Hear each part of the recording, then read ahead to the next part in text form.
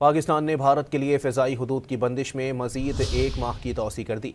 Pakistan airport authority ने नया notum जारी कर दिया, जिसके मुताबिक भारतीय एयरलाइंस के ज़ेर इस्तेमाल तमाम तैयारे पाकिस्तानी फ़िज़ाई हुदूद इस्तेमाल नहीं कर सकेंगे।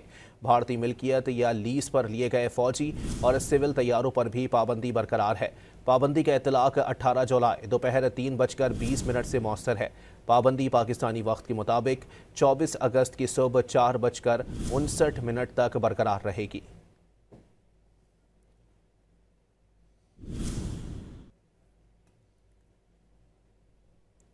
पाकिस्तान ने भारत के लिए फ़िज़ाई हुदूद की बंदिश में मज़ीद 1 माह की तौसी कर दी।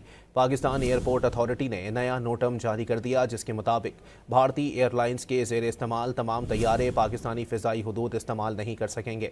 भारतीय मिल्कियत या लीज़ पर लिए गए फ़ौजी और सिविल तैयारों पर भी पाबंदी बरकरार है। पाबंदी का इतलाक़ 18 जुलाई दोपहर 3:20 से मौसर है। पाबंदी पाकिस्तानी वक्त के मुताबिक 24 अगस्त की सुबह 4:59 तक बरकरार रहेगी।